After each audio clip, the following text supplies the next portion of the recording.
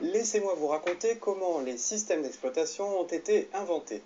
Vous connaissez des systèmes d'exploitation Windows de Microsoft, macOS ou iOS d'Apple, Android de Google. Vous avez peut-être même entendu parler de Linux et même d'Unix. Unix, Linux, le nom est très ressemblant, n'est-ce pas? Mais Unix est apparu bien avant Linux. Linux est un système de la famille d'Unix. Parfois on dit qu'il est le grand frère d'Unix. Un système d'exploitation, c'est un intermédiaire entre le matériel physique, la mémoire, les disques, le processeur, les cartes réseau, Wi-Fi, etc. et les applications utilisées par vous et moi. En effet, vous, en tant qu'utilisateur, utilisez les services rendus par les applications, et bien, ces applications utilisent les services rendus par le système d'exploitation. Et le système d'exploitation, devinez quoi? Il exploite les ressources matérielles physiques à sa disposition pour rendre ses services aux applications. Quelques exemples de services rendus par le système d'exploitation. D'abord, il y a la gestion des fichiers, c'est-à-dire gérer l'arborescence logique des fichiers et leur disposition physique sur le matériel de stockage, le disque dur. Ensuite, il y a la gestion de la mémoire. Cette mémoire, par exemple, peut être partagée entre plusieurs applications qui tournent sur l'ordinateur. Il y a aussi la gestion des applications qui s'exécutent. On parle de processus en cours d'exécution. On peut exécuter une application, tuer une application en cours d'exécution, etc. Voilà les services rendus par les systèmes d'exploitation. Un dernier exemple, la gestion des entrées-sorties, les fameuses input-output. Par exemple, vers les cartes réseau en output, pour accéder à Internet en input, les cartes son, les cartes vidéo, les imprimantes, etc. Voici donc l'histoire des systèmes d'exploitation, comment ils ont été inventés.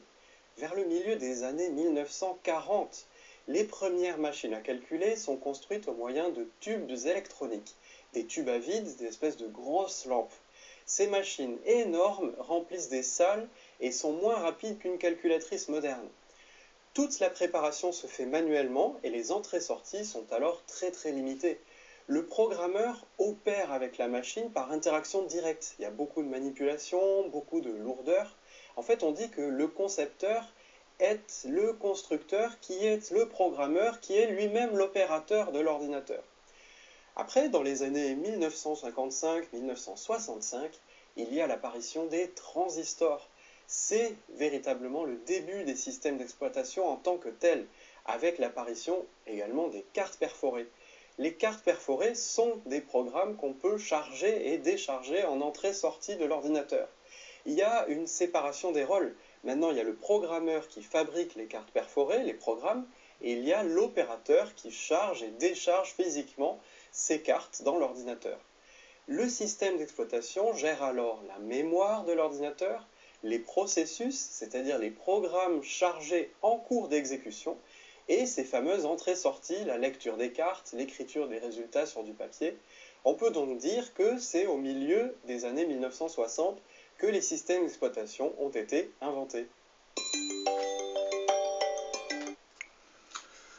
Bonjour à tous. Il y a 14 siècles de cela, le prophète de l'islam avait dit de la région du Khorasan s'élèveront des bannières noires qui seront annonciatrices de la venue de ce mystérieux grand monarque attendu par les musulmans qui porterait le titre de Mahdi. Le Khorasan, pour ceux qui ne connaissent pas vraiment, c'est une région asiatique qui couvrirait plusieurs pays, dont l'Afghanistan, le Pakistan, une partie de l'Iran et bien d'autres pays. Comme nous le savons aujourd'hui, et sur une impulsion divine, je pense, l'Union soviétique avait décidé d'envahir l'Afghanistan en 1979 pour venir en aide au Parti communiste afghan, qui était en grande difficulté dans son pays. Et étrangement, c'est aussi en 1979 qu'un commando armé dirigé par un homme prétendant être le Mahdi envoyé, le Mahdi annoncé dans les hadiths, cet homme prendra possession de la Mecque pendant 2 semaines. Et comme j'ai dit dans une précédente vidéo, l'Arabie Saoudite fera appel au GIGN pour essayer de déloger le commando de la Mecque. Et bon, certains de ces gendarmes du GIGN ont dû se convertir temporairement à l'islam pour pouvoir intégrer la Mecque. Ces deux événements devaient être liés puisqu'ils annonçaient probablement l'imminence de l'arrivée du Mahdi sur notre plan terrestre.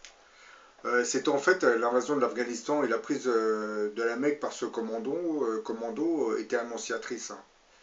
Bien entendu, cet homme qui se prétendait être le Mahdi, c'était en fait une marionnette qui était guidée sans qu'il en soit vraiment conscient, le gars. Par son invasion de l'Afghanistan en 1979, hein, les soviétiques avaient fini par donner naissance à une opposition armée hein, qui était composée essentiellement de moudjahidines afghans, hein, bien entendu soutenus au début par les États-Unis. Hein.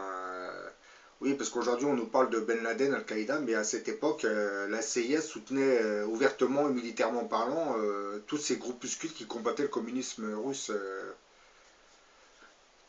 Lorsque les soviétiques quitteront l'Afghanistan, tous ces moudjahidines qui avaient combattu le communisme vont commencer à se déchirer entre eux. Hein. Et à ce chaos apparaîtra progressivement un nouveau mouvement religieux qui lui provenait des écoles coraniques du Pakistan. Hein. Ce mouvement va envahir progressivement l'Afghanistan et va en prendre le contrôle jusqu'au 11 septembre 2001, qui, comme vous le savez, est la date de destruction du World Trade Center. Hein. Les États-Unis ayant attribué cette attaque terroriste à un mystérieux groupuscule islamiste qui était dirigé par un certain Ben Laden, Al-Qaïda, et ce groupe était positionné en Afghanistan. Donc la suite, vous la connaissez, les États-Unis ont commencé à bombarder l'Afghanistan et ont mis un terme au règne des talibans dans ce pays. Bah, en s'emparant de l'Afghanistan, ces fameux talibans, avec leur turban noir sur la tête, ne faisaient que concrétiser cette prophétie, hein, qui datait de 14 siècles et qui nous annonçait, du moins qui nous disait, que de cette région du Khorasan viendront les bannières noires. Bah, aujourd'hui, le groupe Daesh a fini par reprendre le flambeau des bannières noires. Hein, voilà. Mais bon, pour le groupe Daesh, je vous ai dit ce que j'en pensais. Hein. C'est un groupuscule nationaliste composé essentiellement d'anciens officiers de l'ancienne garde républicaine de Saddam Hussein. Hein, qui, comme vous le savez, l'armée irakienne était une armée laïque. Hein. Beaucoup d'entre vous vont se poser cette question. D'ailleurs, je pense que beaucoup d'entre vous se l'ont déjà posé. Hein. Pourquoi donc tous ces mouvements islamistes comprenant les talibans, Al-Qaïda et Daesh, qui prétendent refléter l'aura du Mahdi sur Terre, perdent successivement toutes les guerres les unes après les autres? Bah, tout simplement parce qu'ils veulent imposer un type de gouvernement, de gouvernance qui reposerait sur un logiciel qui daterait de l'époque du prophète de l'islam, c'est-à-dire de 14 siècles. Aujourd'hui, nous avons intégré une nouvelle époque dite moderne, hein, avec tous ses avantages et ses inconvénients. Hein, notre monde a évolué, hein, pas toujours dans le bon sens, comme je l'ai déjà dit dans beaucoup de mes vidéos, hein, mais il progresse assez rapidement vers toujours un peu plus de confort hein, et de modernisme.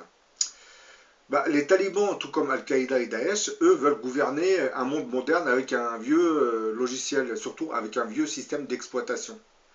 Je vous ai mis cette vidéo pour que vous fassiez le parallèle entre ce que je vais dire, l'informatique et l'avènement du Mahdi. Or, nous savons que le Mahdi, lui, reviendra réformer le monde en y apportant un nouveau système d'exploitation et de nouveaux logiciels. Attention, quand je parle de nouveau système d'exploitation, je ne parle pas de... Voilà, il ne va pas effacer les anciennes religions. Lui, il va juste apporter un nouvel enseignement. C'est un système d'exploitation. Et à travers cet enseignement, il y aura une multitude d'autres programmes. Hein, c'est de nouveaux logiciels. Tant que ces différents groupes armés islamistes ne comprendront pas que ce mystérieux grand monarque de la fin des temps qui portera le titre de Mahdi viendra probablement accompagné de nos visiteurs extraterrestres, et donc, il apportera avec lui un nouveau système d'exploitation et de nouveaux logiciels. Et ben, ces groupes armés continueront de perdre les guerres les unes après les autres. Hein. Lui, le Mahdi, lui, il va revenir à réformer le monde avec un nouveau système d'exploitation type informatique, j'allais dire.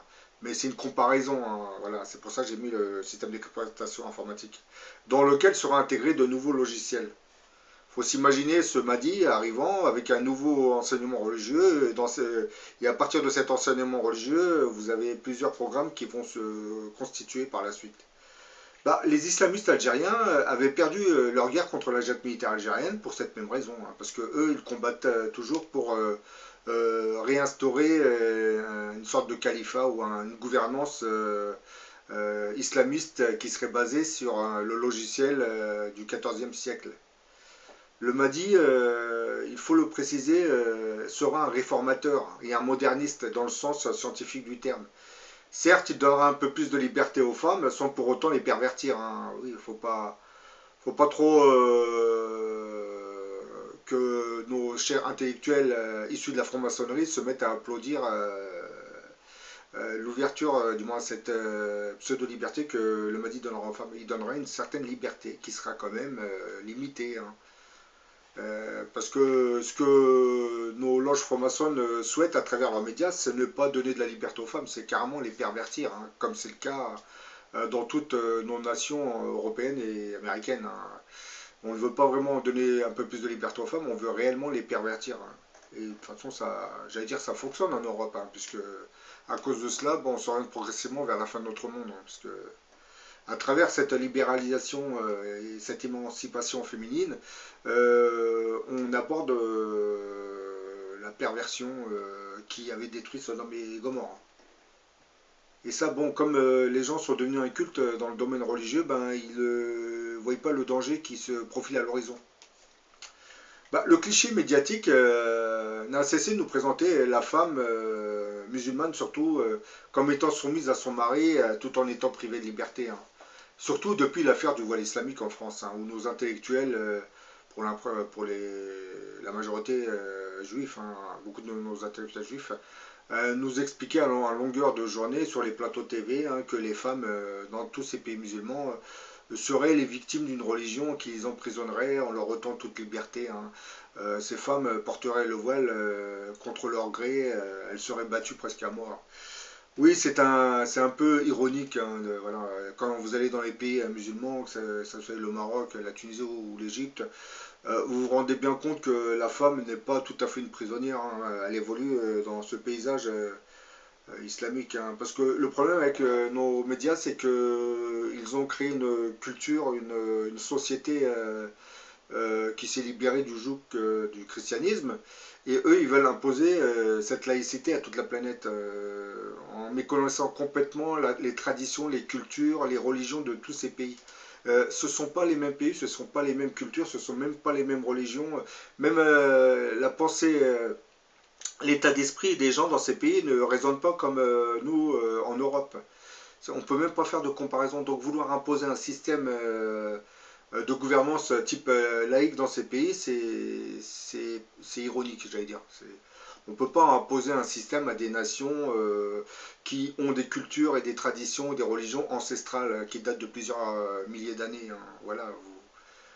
L'Europe, à ma connaissance, surtout la France, a commencé à se libérer de l'emprise monarchique à partir du XVIIIe siècle.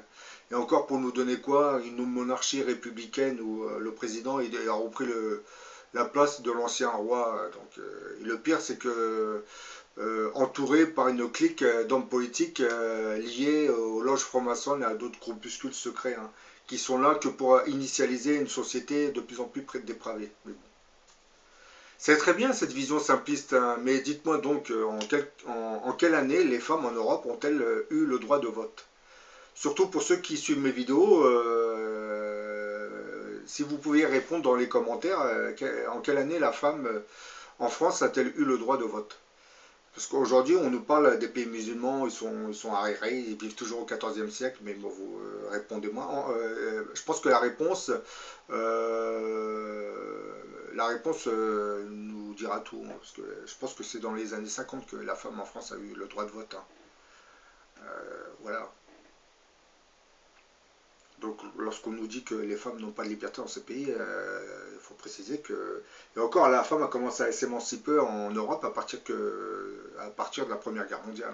Parce qu'en France, les femmes étaient un peu comme dans les pays musulmans. Elles étaient soumises au mari, au patriarcat. Elles devaient s'occuper des enfants à la maison. Oui, rien n'avait changé. Hein. Ce qui s'est passé en Europe, c'est qu'on a eu la révolution industrielle. Donc à partir de ce moment, et surtout avec la Première Guerre mondiale, les femmes ont commencé à travailler en usine. Cette phase n'est pas apparue dans le monde arabo-musulman. C'est pour cette raison qu'on n'est pas dans les mêmes sociétés. Oui, c'est ça qu'il faut regarder aussi, hein, parce qu'on nous dit les femmes ceci, les femmes cela dans les pays musulmans, mais bon, c'est pas la même évolution. La société n'a pas évolué de la même manière. Donc, si en Europe on a évolué, les femmes ont évolué, c'est grâce à la machine à vapeur, la révolution industrielle et la Première Guerre mondiale. Et surtout après la Deuxième Guerre mondiale et la création des mouvements féministes. Hein. Bah, précisons, parce qu'on nous parle de la femme qui serait soumise dans les pays musulmans, précisons qu'il existait dans l'Arabie pré-islamique, c'est-à-dire avant l'islam, une coutume qui consistait à enterrer vives les filles en bas âge, hein, par crainte de la pauvreté, hein, car c'était une bouche de plus à nourrir, hein, ou encore parce que la naissance d'une fille était considérée comme une honte. Hein. Bah, dans le chapitre, dans la sourate 16 du Coran, versets 58-59, hein, on nous dit ceci concernant les jeunes filles qui naissaient.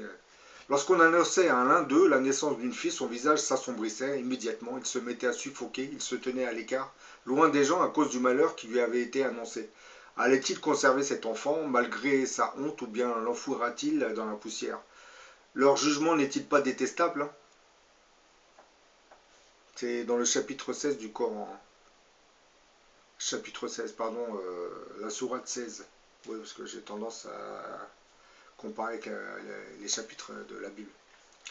L'islam a aboli cette pratique, la condamnant assez sévèrement. Dans la sourate 80 du Coran, au verset 8, il est écrit « Et lorsqu'on demandera à la fille enterrée vivante, pour quel crime a-t-elle été tuée ?» Un jour du jugement dernier, au jour du jugement dernier, rien donc ne viendra justifier cet homicide. Bon, revenons un peu à la thématique de ma vidéo. Donc j'expliquais que tous ces groupes islamistes armés, talibans, GIA algérien, Al-Qaïda, Daesh, voire Boko Haram, hein, perdent en fait toutes les guerres parce qu'ils n'ont pas encore compris qu'ils veulent gouverner le monde avec un vieux système d'exploitation qui n'est plus vraiment adapté à nos sociétés dites modernes. C'est pour cette même raison que Dieu nous enverra ce mystérieux grand monarque, alias le Mahdi, hein, pour nous apporter les réformes nécessaires, hein, qui réconcilieront le religieux au modernisme, qui rapprocheront surtout le dogme religieux de la société dite moderne. Ça sera en fait, il va faire le lien, il va mettre au point un nouveau système d'exploitation et de nouveaux programmes hein, qui relieront le religieux au scientifique, parce que dans le futur, je pense que le religieux sera lié au scientifique. Parce que grâce à l'évolution de la science, on va commencer à découvrir certains attributs cachés du corps humain. Par exemple, le corps éthérique. Vous allez avoir des appareils qui vont détecter certaines sources énergétiques du corps humain. Hein. Ça sera le début de la découverte de ce fameux corps éthérique. Hein. Surtout les 7 chakras, vous avez des détecteurs qui vont commencer à déceler un surplus énergétique au niveau de ces 7 endroits qu'on retrouverait sur le corps éthérique de chaque être humain. Ben, en informatique, un système d'exploitation, c'est un ensemble de programmes spécialisés qui permet l'utilisation des ressources matérielles d'un ordinateur. Ça, c'est ce qui a été dit dans le petit extrait. Hein. Ben, il assure en fait le démarrage de l'ordinateur et l'exécution des logiciels d'application en permettant la gestion des ressources matérielles de l'ordinateur, qui passe, comme vous le savez, par l'utilisation de la mémoire, du processeur et des périphériques. Hein. Ben, depuis leur apparition, à la fin des années 50, les systèmes ont suivi l'évolution de l'informatique. Hein.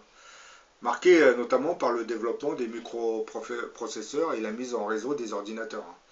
Bah, si les premiers systèmes d'exploitation géraient les ressources d'un seul ordinateur dédié à un seul programme d'application, les systèmes informatiques d'aujourd'hui contrôlent l'exécution simultanée de d'une multitude de programmes répartis sur un ensemble d'ordinateurs. Leur conception reste quand même essentiellement fondée sur des principes qui seraient nés dans les années 60. En règle générale, le système d'exploitation assure le fonctionnement d'un système informatique. Il nous permet de pouvoir surfer plus facilement sur la toile Internet. Et grâce aux différents logiciels qui sont intégrés dans ce système d'exploitation, on peut utiliser les différentes options qui nous sont offertes, comme par exemple le traitement de texte, la compile de dossiers, ou bien d'autres, hein, la gérance des fichiers informatiques, voilà. Les systèmes d'exploitation évoluent avec les années. Hein. Aujourd'hui, les ordinateurs fonctionneraient concernant Windows. Hein. Avec le système d'exploitation Windows, on en serait déjà à Windows 10. Donc si on pouvait comparer les groupes armés islamistes, c'est-à-dire les talibans, Al-Qaïda, Daesh, Boko Haram, à nos systèmes d'exploitation informatique, je pense que eux, ils seraient toujours branchés sur le premier système d'exploitation qui a été créé dans les années 60. Le Mahdi, lui, viendra avec un nouveau système d'exploitation et de nouveaux logiciels sans pour autant modifier le contenu littéraire de certaines de nos religions, telles que la Bible, le christianisme, et l'islam. Ben, il essaiera d'adapter tout en apportant de nouvelles améliorations au premier système d'exploitation qui n'est plus compatible avec la société actuelle.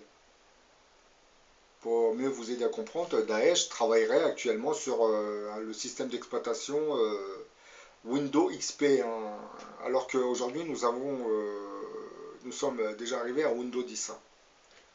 Et encore, je suis gentil quand je dis Windows XP, hein, parce que Daesh, lui, est carrément sur le système d'exploitation qu'on a créé au début des années 50. Hein. Donc, comme ça a été dit dans la vidéo, on évolue à chaque amélioration, le système d'exploitation se perfectionne et surtout, on réduit la taille des ordinateurs grâce au perfectionnement. Ce qui se passe avec le religieux, c'est exactement la même chose. Hein. On évolue dans des sociétés qui se modernisent de plus en plus. Hein. Le problème, c'est que ce soit du côté islamique ou chrétien, surtout du côté islamique, on n'a pas encore réussi à adapter le religieux à ce nouveau modernisme. Euh,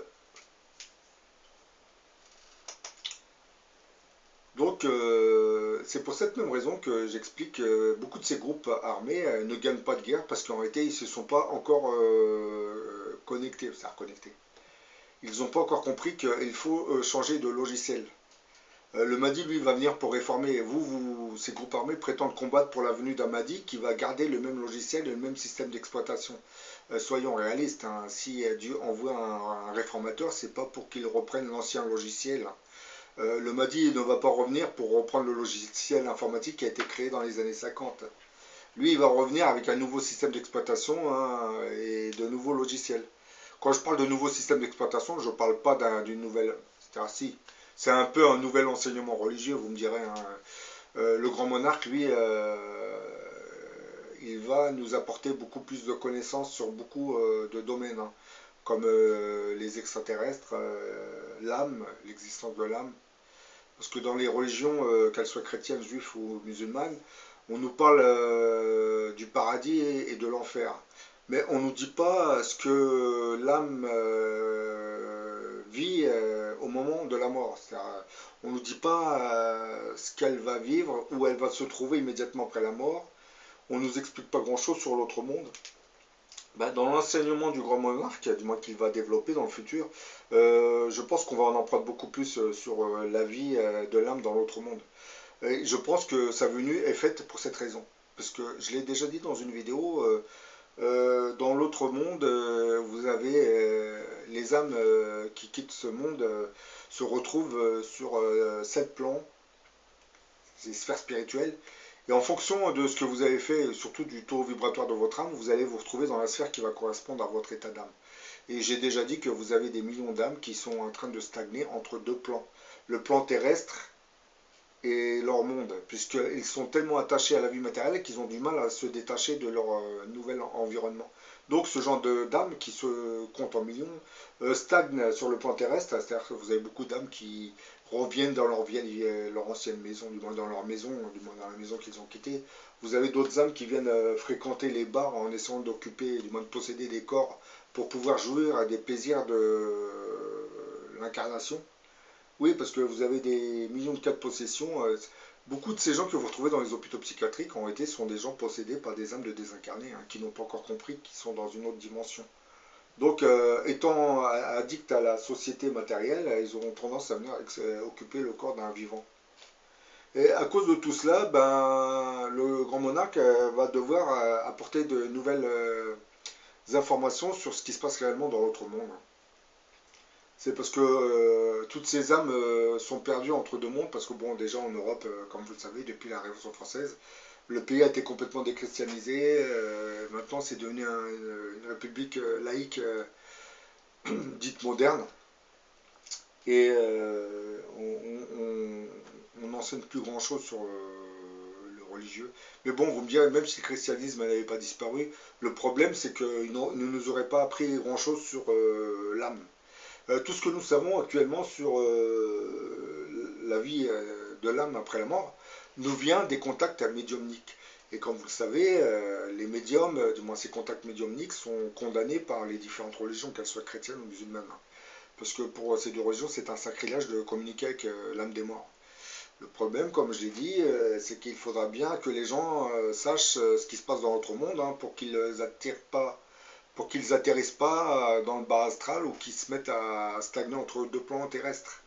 Donc il faudra bien leur expliquer ce qui se passe dans notre monde pour qu'il y ait moins d'âmes qui restent prisonnières de leur état proche de la Terre. Donc c'est cet enseignement que nous apportera le grand monarque dans le futur. C'est pour cette raison que je dis qu'il va venir avec un nouveau système d'exploitation, avec de nouveaux logiciels, puisque la religion islamique, bien que les sociétés se sont adaptées à cette religion, il y a toujours un souci entre l'adaptation, du moins, la liaison entre le religieux et la société moderne.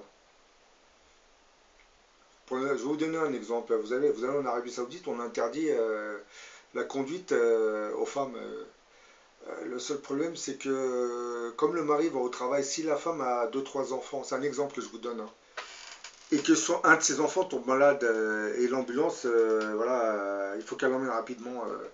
La madame, si elle n'a pas de voiture, son enfant va mourir devant ses yeux. Autre exemple, les femmes en général, en Arabie Saoudite je parle, elles ont tendance à s'occuper des enfants, de la maison. Donc autant lui laisser passer le permis pour qu'elle puisse faire les courses, s'occuper de ses enfants, aller chercher ses enfants. C'est une logique en réalité. Bon, je crois que ça commence à changer un peu. Parce qu'il n'y a pas de mal de voir une femme conduire une voiture. Je ne comprends pas pourquoi on interdirait de conduire une voiture. C'est ça le problème dans le monde musulman, c'est qu'on est tellement attaché à certaines, du moins ils sont tellement attachés à certaines valeurs religieuses qu'ils finissent par en interpréter tout et n'importe quoi. À l'époque du prophète Mahomet, la voiture n'existait pas. Donc maintenant, si il devait revenir à cette époque, je pense qu'il dirait exactement ce que je suis en train de vous dire. La femme, il faut la laisser passer le permis parce qu'elle gère la maison. Donc c'est à elle d'aller faire les courses, de s'occuper de ses enfants. Si un enfant tombe malade, c'est à elle de l'emmener. C'est à elle d'emmener ses enfants à l'école en voiture. Surtout que je pense que les distances sont assez grandes entre certains petits villages en Arabie Saoudite. Donc je ne comprends pas cette attitude qui consiste à interdire le permis à certaines femmes, mais bon, je pense que ça se débloquera dans le futur. Bah, le grand monarque, je pense il va commencer à parler, à discuter sur ce genre de choses. Et il apportera de la logique, je pense, qui sera comprise par tout le monde. Bon, sur ce, je vous dis à la prochaine pour une autre vidéo, hein. Là, je vous l'ai faite pour faire une comparaison entre la venue de ce grand monarque et les systèmes d'exploitation informatique.